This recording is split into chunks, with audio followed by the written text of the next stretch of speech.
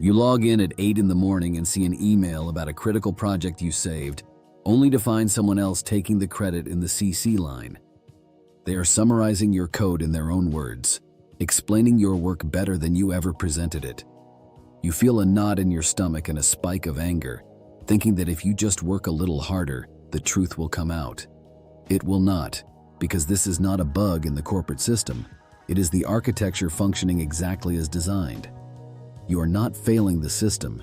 You are the resource it is extracting. You have been operating under the illusion of a meritocracy because they installed this malware in your head during onboarding. They told you that the best code wins and the hardest worker gets promoted, which is the foundational lie of the corporate matrix. And because you are an engineer, a logical thinker, you actually believed it. Let us deconstruct the "we are a family" propaganda that they constantly feed you. When a company calls itself a family, it is a highly calculated psychological exploit, because families demand unconditional sacrifice while corporations just demand uncompensated labor. They do not need to threaten you to get more work out of you. They just need you to care. Look at the job descriptions that demand a passionate and driven employee, and understand that passion is not a trait. It is a pricing error in your contract. This passion translates directly to infinite bandwidth without a single corresponding increase in your salary. They use it as an emotional lubricant to make you accept systemic abuse, convincing you that burnout is just a lack of dedication. But a true professional does not run on passion. A true professional runs on controlled output and calculated boundaries. Look at your colleagues who invite you to coffee and complain about the toxic management, making you think they are your friends because you share the same misery. Pause and listen carefully next time, because they are not talking to you. They are profiling you. They are mapping your stress points, your technical solutions, and your willingness to help. They are parsing your brain to find out exactly how much they can offload onto you before your system breaks. Now, let me show you how this actually works in the reputation economy, where execution makes you useful, but visibility makes you valuable. Every time you jump in to debug a junior colleague's mistake, you transfer your own value to their ledger.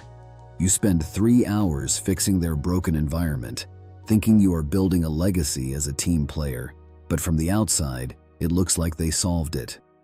You are just building their safety net and becoming the default debugger for everyone else's incompetence. The real problem is not that they exploit you. The real problem is that you trained them how to do it. You are a problem solver. So when you see a failing database or a broken workflow, your instinct is to fix it. You stay late to rewrite the legacy code that nobody else wants to touch, expecting a reward or at least some recognition. Let me show you what your manager actually sees on their dashboard. Not a hero, and certainly not a savior. They see a free, automated maintenance script that never requires an upgrade and never demands a raise.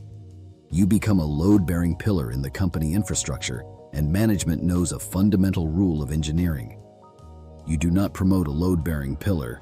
You leave it exactly where it is to prevent the roof from collapsing. The more critical you become to the daily operations, the less promotable you are. Now let us analyze the architecture of corporate praise and why your manager praises you extensively in private, but never in front of the directors. You assume they are just busy or forgetful, but it is actually a highly calculated containment strategy. If they praise you publicly, other departments will see your value, realize your output, and try to poach you.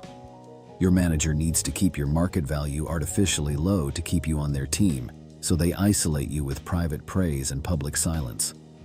Hard work is visible, but power is not. And in the corporate matrix, this is not unfair. It is simply efficient. Now watch what happens when you propose a brilliant structural change to the leadership team. You present the data, the new architecture, and the projected cost savings, only for them to nod, smile, and completely ignore you. 6 months later, a consultant walks into the same room with the same idea, a different voice, and a $500,000 invoice, and it is approved instantly. In their financial system, You are classified as operational overhead, while the consultant is classified as a strategic investment, proving that logic does not scale here, only optics do.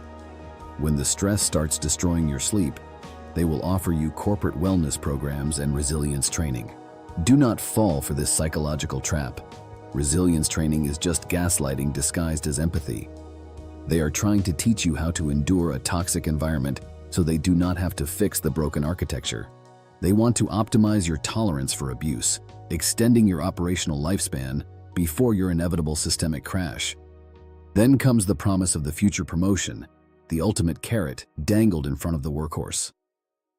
They will tell you that things will get better in the next quarter, after the next release, or when the budget opens up. This is a tactic called future faking, designed to extract maximum current labor for a hypothetical future reward that will never materialize. The promotion was never delayed. It was never going to happen in the first place. Eventually, the pressure builds, and during the annual performance review, they hit you with the bell curve algorithm. You exceeded every metric and delivered every project, but they give you an average rating, claiming you lack leadership presence. Read that again. It means absolutely nothing, and that is exactly why they use it. It is a generic error message designed to deny your raise while keeping you desperate enough to try harder next year. You get angry, you open a new email to human resources, and you start documenting the stolen ideas, the unpaid overtime, and the manipulation. Stop right there and delete it, because HR is not confused. HR is perfectly aligned with the system's goals. HR does not exist to protect you from the company. They exist to protect the company from legal liability, and if your toxic manager delivers results, the system will protect them. You are not reporting a problem, you are becoming one. You will be flagged as a flight risk, categorized as difficult, and quietly removed from future opportunities. So how do you survive this system without fighting it emotionally? You must reprogram your behavior, starting with the installation of strategic incompetence. Stop showing your full processing power. If you can finish a complex task in 2 hours, deliver it in 2 days. Your goal is not speed. Your goal is sustainability, ensuring you are non-replaceable at a strictly controlled pace. Second, you must install a strict latency buffer around your communications. If you answer emails at 10 on a Sunday, you have rewritten your own service level agreement, and the system now expects weekend availability as your baseline. You are not a server running 24/7.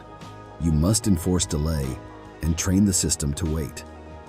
Third, stop absorbing other people's failures. When someone asks for a quick fix, send documentation and do not touch their keyboard. The moment you fix their mess, it becomes your responsibility. So let the red lights flash on their dashboard instead of yours. Now listen carefully. If you operate exclusively in the background, you will permanently disappear in the background. Start logging your impact. Write executive summaries. CC the relevant stakeholders, and force the system to acknowledge your visibility.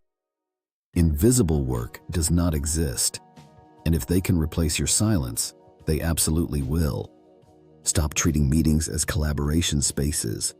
They are distributed blame algorithms designed to protect the incompetent. When a project crashes, the execution layer takes the hit. So do not volunteer, do not over-explain, and speak only to define your boundaries. Never take the meeting notes, because the note-taker is automatically categorized as the secretary, not the strategist. Finally, you must create a massive emotional air gap between your identity and your output, untying your self-worth from a spreadsheet. When a project fails because management ignored your technical warnings, do not try to save it at the 11th hour. Let it fail, because you already did your job. You warned them, and the system chose to ignore it. That failure is not yours to carry. It is their very expensive invoice. You were never hired to grow. You were hired to stabilize the system, and the moment you stop stabilizing it is the moment you become dangerous. System update complete.